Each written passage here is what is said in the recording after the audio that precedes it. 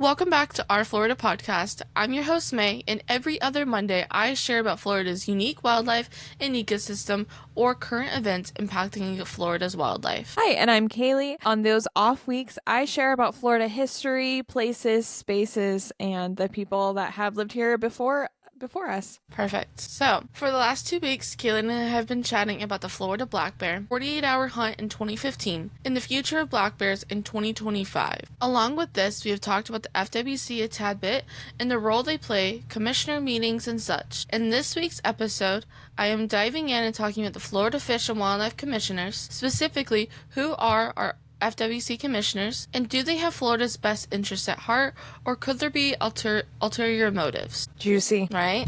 Alright, so before July 1st of 1999, almost 26 years ago, the Marine Fisheries Commission, Division of Marine Resources, Florida Marine Patrol, and all employees and commissioners of the Florida Game and Freshwater Fish Commission merged and became what we know today as the Florida Fish and Wildlife Conservation Commission, FWC. The FWC's mission is to manage fish and wildlife resources for their long-term well-being and the benefit of people. The FWC commissioners are authorized to enact rules and regulations regarding these resources. So here's a quote from FWC. Fairness, honesty, and compassion, practice dedication and adaptability,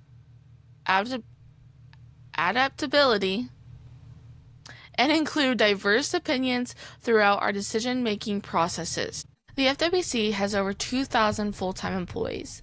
The headquarters is in Tallahassee with 5 regional offices in Panama City, Lake City, Ocala, Lakeland, and West Palm Beach, a Fish and Wildlife Institute in St. Petersburg, and about 76 field offices and facilities.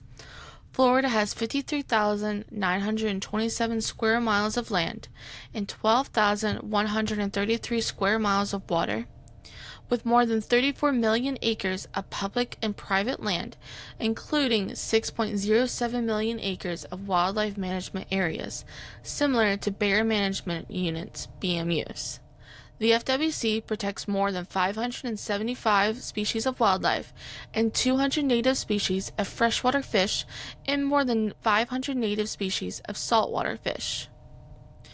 Activities that are performed within the FWC would be law enforcement of Florida's natural resources to ensure the long-term well-being. The Fish and Wildlife Research Institute provides information to protect, conserve, and manage Florida's fish and wildlife resources, monitoring the status of marine life and wild animal life, responding to oil spills and disasters. Habitat and species conservation ensures healthy populations of native species management control, managing threatened endangered species, including invasive plants on public conservation lands and waters. Hunting and game management conserves game wildlife for the future while maintaining safe and responsible hunting. Some responsibilities include expanding public hunting opportunities, hunter safety training, and certification, provide scientific expertise to inform decisions on managing game wildlife species, and the freshwater and marine fisheries management. They provide expertise in freshwater and marine fish populations, angler use, and managing fishing issues. Marine fisheries manages the development of artificial reefs, provides outreach and education on recreational and commercial marine fisheries, as well as harvesting species for research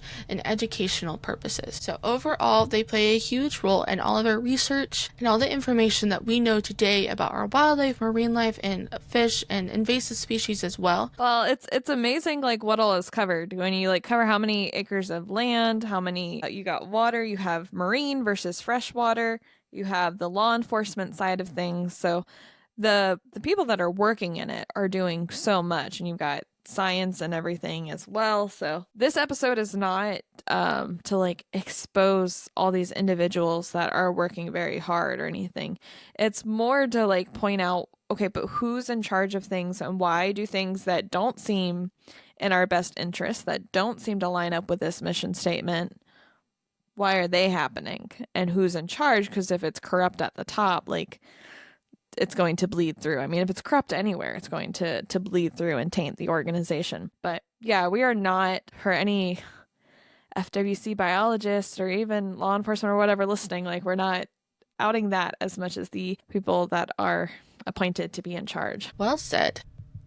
So, the FWC commissioners answer to the Florida legislature and the current governor, Ron DeSantis. The commissioners are appointed by the governor and confirmed by the Florida Senate. The commissioners are responsible for interacting with the president of the Senate, the Speaker of the House, and the governor on various programs and revenue uses. The governor appoints 7 commissioners, and then they are confirmed by the Senate to serve a 5-year term.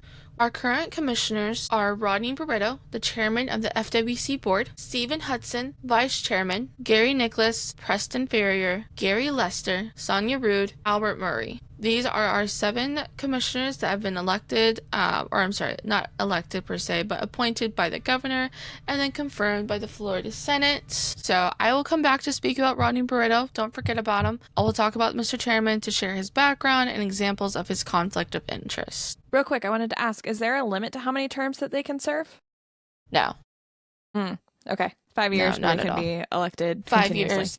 Or appointed. Appointed is a very important word here.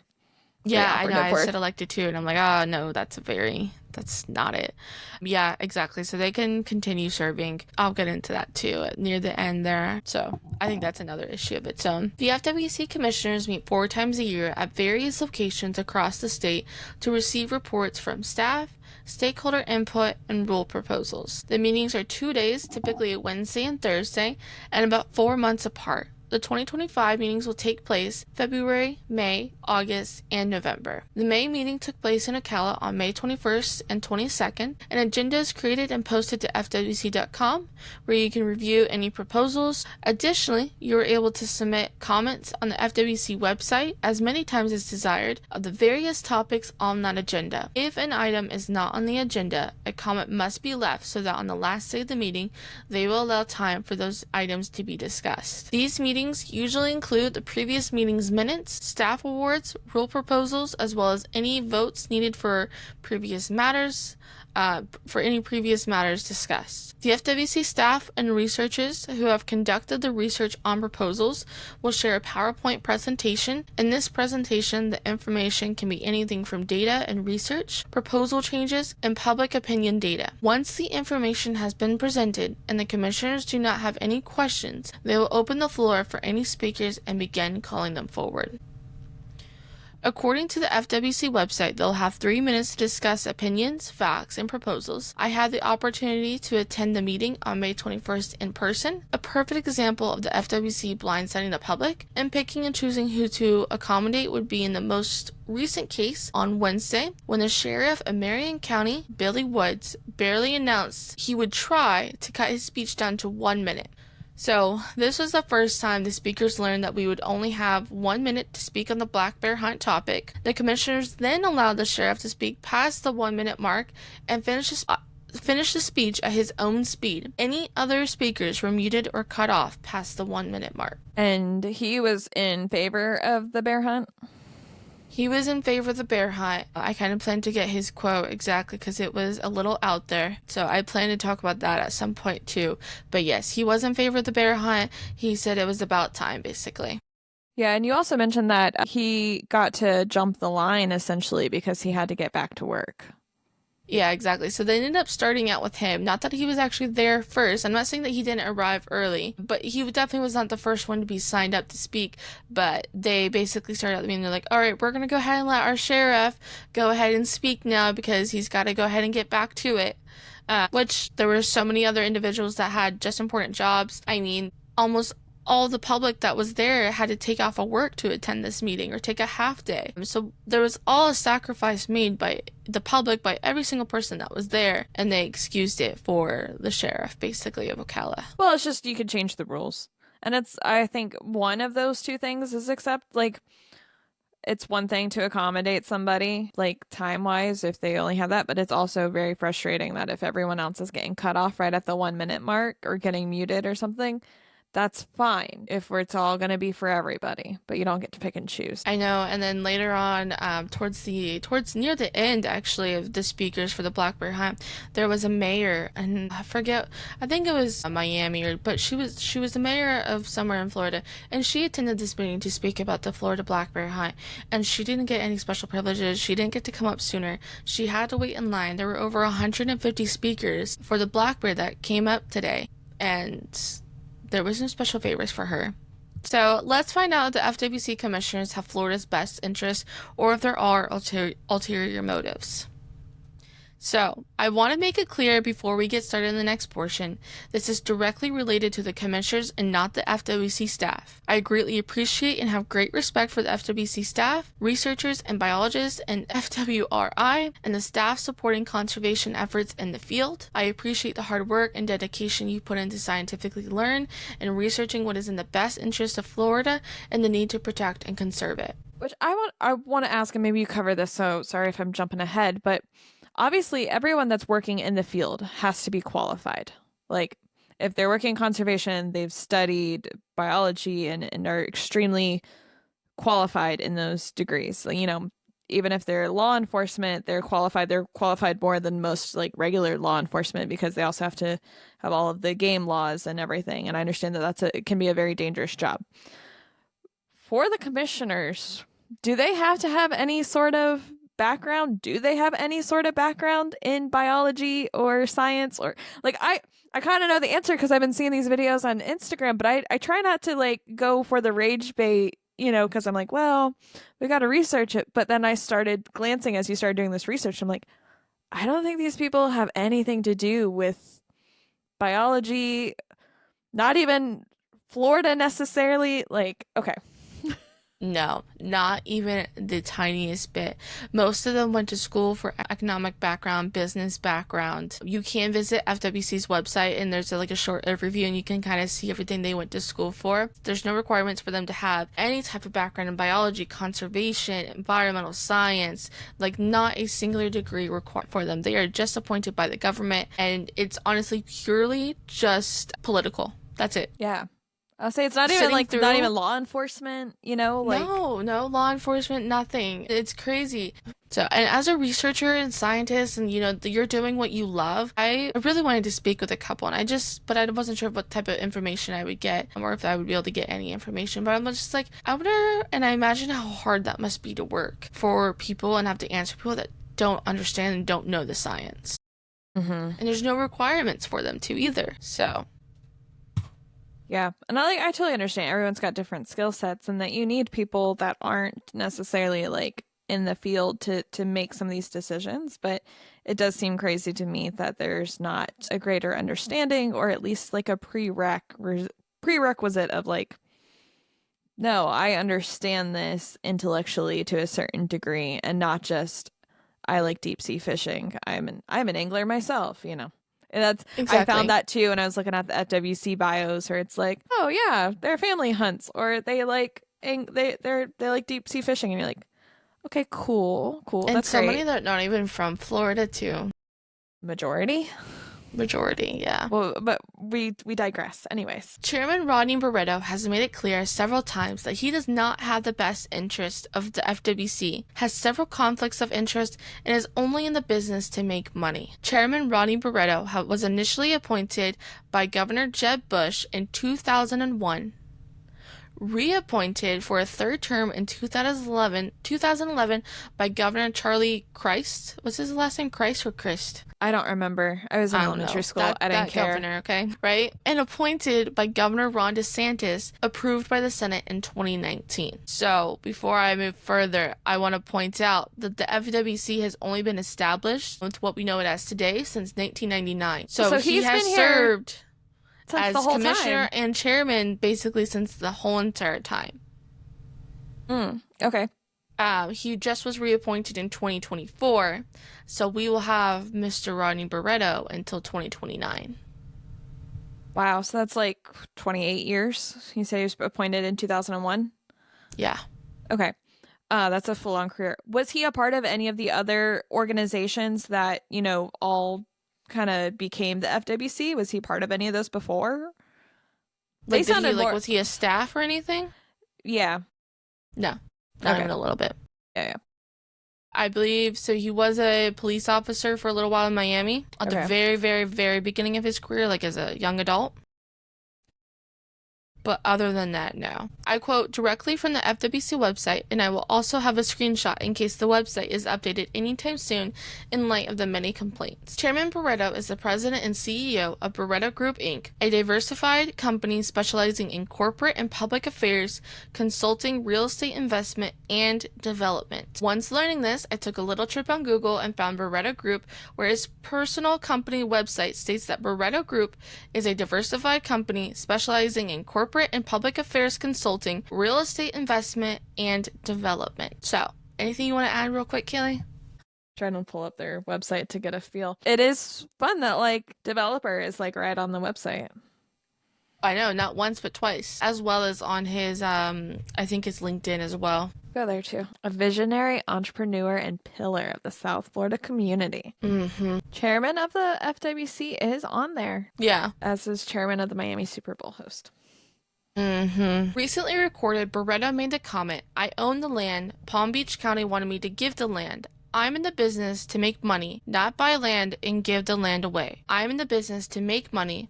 I'll only sell it for the right price." Which I understand not wanting to give away something that you have paid for. However, the statement, "I'm in the business to make money and I'll only sell it for the right price," which it's Florida, we all know that means it's being sold for some type of development, it starts to raise the question and concern, is this someone we want deciding the future of Florida's wildlife, marine life, and habitat? Someone who owns several businesses, a CEO of Barreto Group, and brags about the property owned across the United States. What did they want him to give the land for? Was it for conservation or for like county parks or something, or county park conservation, basically. From what I understand, I can't pinpoint the exact land because I don't think he actually has his land marked under Barreto Group. It would be under the DBA doing business as. I have not been able to find anything. I spent so many hours yesterday trying to figure out exactly where, what land he has and where everything is. I know there's great speculation about an island that he has that he's trying to dredge, and I believe that's what that comment was in reference to. But he definitely said that in front of the board. It was all recorded, things like that. So, and again, like I said, I understand not wanting to give something away, but it's the way he's acting, and it's a lot of things. So, well, it's like, I'm not even going to sell it for a reasonable price that the county could afford. Exactly. It's the flat-out statement. I am here to make money off of this. Yeah. Also, we know he's worth how much money? Like, oh God, so much, dude. And I get it. Like, I get it. You don't want to give it away, fine. But I also think that that's ridiculous, and also like just more modern than we realize. Like early in the night. So here's like how many of our libraries and stuff came from wealthy benefactors, and how many of the parks. Like, yes, the park that I covered in the Aquifer episode. Wakula Springs? Yeah. That park was because a wealthy guy built it up and then gave it to the state to manage. So it's not something new or crazy either. No. It's actually pretty new to be like, no, this is mine and I have to make the most out of it, even though I already have X amount. But I get it. That is a difference in opinion. Fine. Well, also, he's in the business to make money. So he says, right? Well, since 1999, he's been donating thousands and thousands and thousands of dollars to the governors that have a say in him being elected as chairman and a commissioner, as well as just donating $25,000 at one point to a political party, and then continuously doing that year after year since 1999 till even up to 2023. Well, that seems like such a big conflict of interest right there, too. Like, how can you be donating to the governor who appoints you? You're buying, like, it's buying your position. I like that. I know that that's how things work, but I am saying that that should not be how things work. Exactly. So it's like, how much are you really in the business to make money if you're donating thousands of money for the last 25 years? Yeah. So, well, if it's putting you in this position of power where you know where the land is and what land is selling for, and you're getting to dictate what land is going to become available to you, and like what you can do with your land. Exactly. So I feel this would be less of a concern if at least one commissioner had a background in wildlife research and biology, or went to school for anything besides business. That's not the case, however. 5 out of the 7 commissioners have a background or own real estate that contradicts the FWC's mission. As a reminder, the FWC's mission is to manage fish and wildlife resources for their long-term well-being and the benefit of people. Not to make Currently, money? we do. Oh no, Weird. crazy, right? Weird. Currently, we do not require any background requirements in wildlife biology, scientific research, conservation efforts, or environmental sciences. Without any of these requirements and backgrounds, it has led to the 7 commissioners that we now have. With their only interest being in the land development and real estate, the future of Florida is unsure. Go for it. I would just like to point out the whole diversity thing in there too. Accepting a diverse opinions, and it's like that board is A, all white, B, 6 out of 7 are men.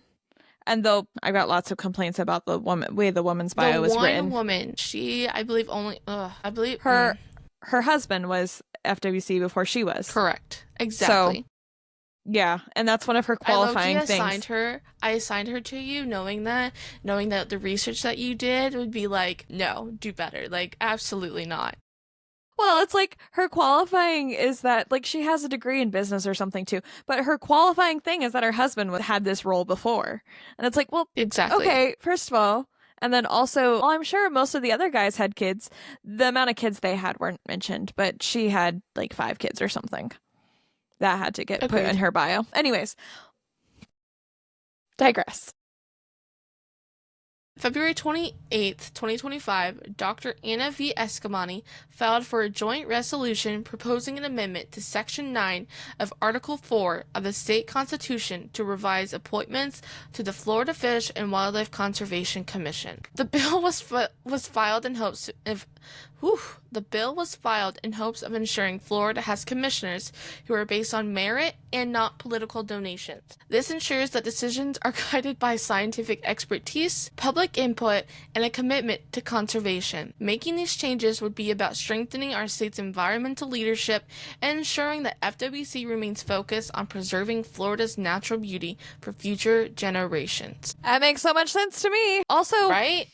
I just want to point out too that, like, why do we have business people running something that's not a business?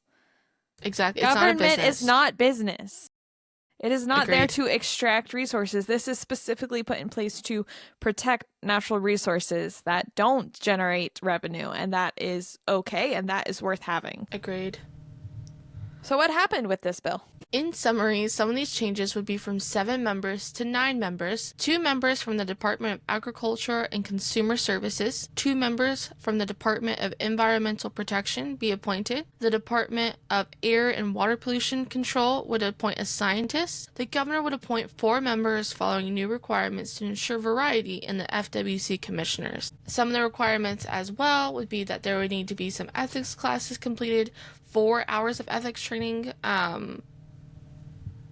must be completed, as well as a person who has contributed or whose spouse has contributed a major donation to any political party may not be appointed to the commission. For purpose of this paragraph, major donation means a donation in an amount of $1,000 or more.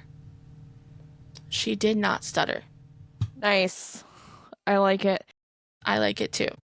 Are the commissioners paid? Is it a paid position? No. Okay.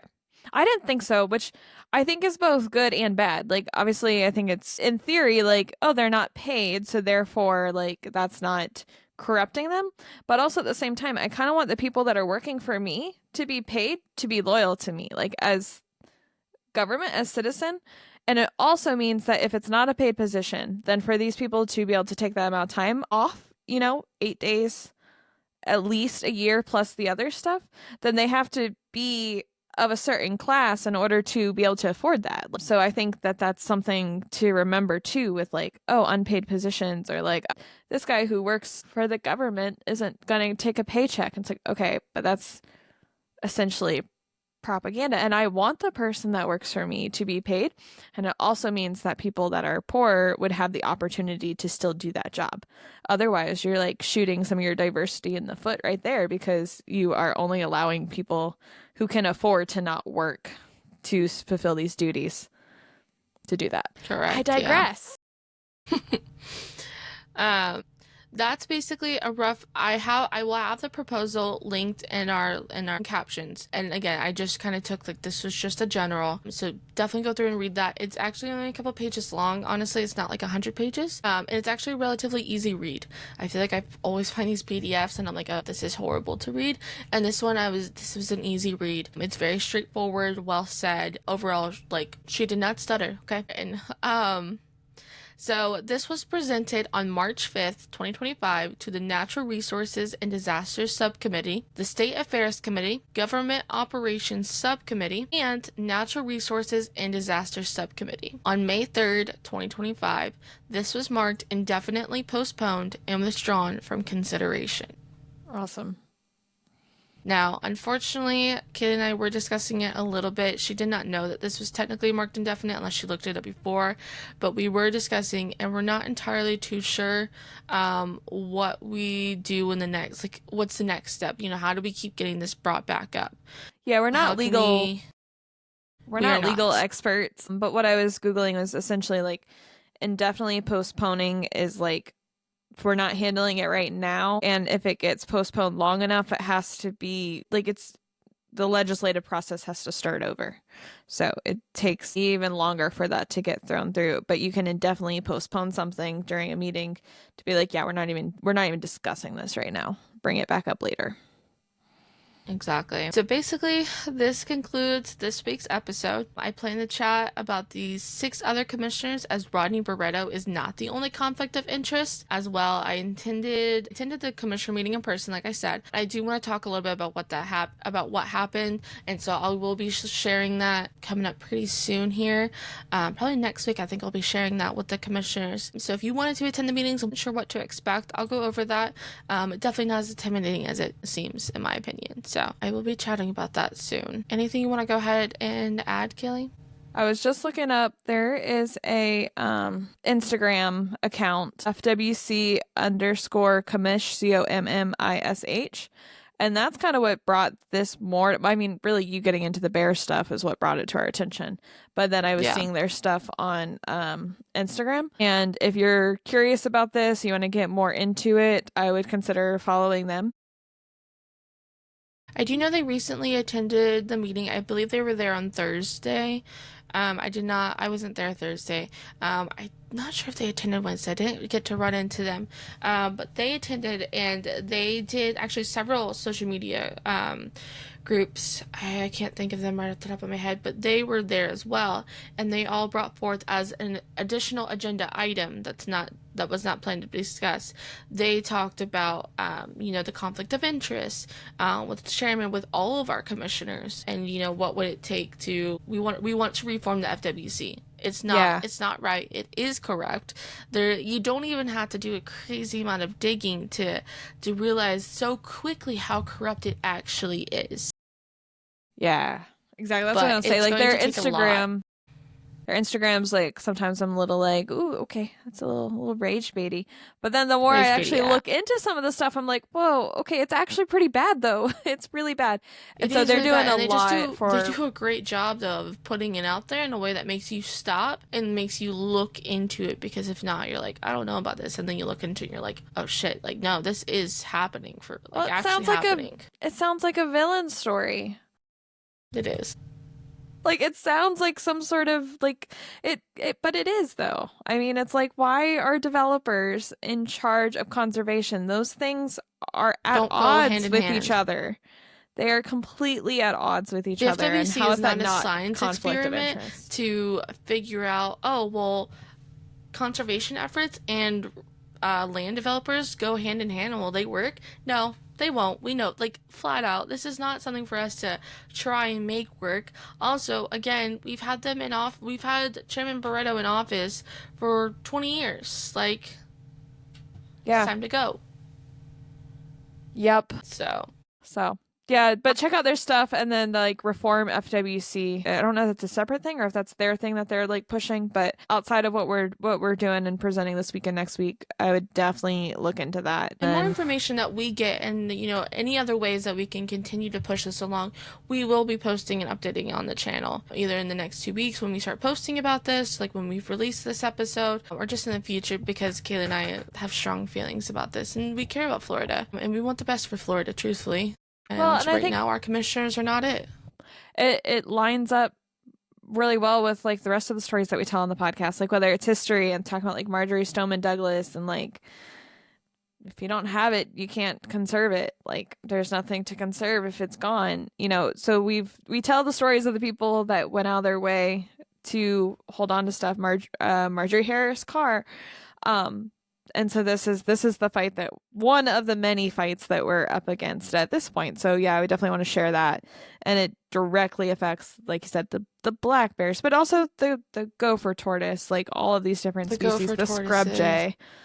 I plan to talk about the gopher tortoises soon. It's rough. That one's rough. It's gonna be a rough one. That was my birthday request because I like turtles, and then she's like, "This is gonna be tough." Okay. So when I was doing the research last week, I found the proposal. Like I found the PDF of the proposal, and I was like, "This is freaking great. Like I love this. This is progress. I'm sure there's gonna be at some point where this is gonna be an issue of some sort, but this is freaking progress. Like hell yeah." This is great. But it wasn't until like 11 o'clock last night when I was trying to wrap everything up to figure out, how I was going to conclude everything, that I found that it was actually marked indefinitely postponed till last night. So I had no idea, and I don't know how many people know. I don't typically keep up with anything that's really going on until recently. So I'm not sure how many people know that we're like, all right, this has already been indefinitely postponed and stuff. So to say last night that I found out that at the beginning of this month, 20 days ago, it was definitely postponed, I was very disappointed last night. I know. On a more hopeful note, though, like if we do want to end on a hopeful note, this isn't necessarily directly FWC related, but a lot of the public have been taking action. And like, I know I've been sending emails and I haven't gotten to making phone calls, but I need to. That'll be my next step. But like sending the emails, sharing the social media posts, contacting commissioners and representatives and stuff, and protesting out in the streets and everything. And I know there was supposed to be a big land swap with developers up in North Florida, and that got shut down. That has been stopped, yes. The governor finally signed something. It's a start about like golf courses don't belong in our state parks. So, like, what people are doing and the action being taken is getting somewhere. It's doing something. So, like, don't lose hope. It is helpful. And hopefully we can turn the same energy for these specific, outrageous things into, like, well, then let's fix the system. So, yeah, I agree. Because that way we don't have to keep doing this every 3 weeks. It feels like there's another thing. That'd be another good person to follow on Instagram if you want to keep up with, like, Florida environmental news. Is I think his name's Max Chestnut. He is based out of St. Pete, but he covers everything in the state. He was at the meeting, which I got to make it to the next one. But yeah, Max Max Chestnut, Chesnes, environmental journalist for Tampa Bay Times. And yeah, he's been covering all of this stuff, the land swaps and everything. And I really like his stuff. I think it's very well rounded. So if you're looking for just another source to stay on it, I think yeah, they're just a little faster with getting out there than we are, because we're not really journalists. Yet. Yeah. No. We do hope you enjoyed this episode though. If you were able to learn something, leave a comment below, as well as honestly, if you enjoyed, this is kind of like my first episode of doing something like this. It's not directly pointed to like a specific wildlife that I'm trying to teach you about or give information and facts. So if you did enjoy something like this, or you're like, honestly, I kind of missed the animal videos, just go ahead and let us know in the comments. Always looking for feedback to see your opinion. Should the FWC be reformed? Do you think there's a conflict of interest? Do you have proposal ideas? Always want to see it. Yeah, absolutely. I think sometimes we forget or like don't even realize that.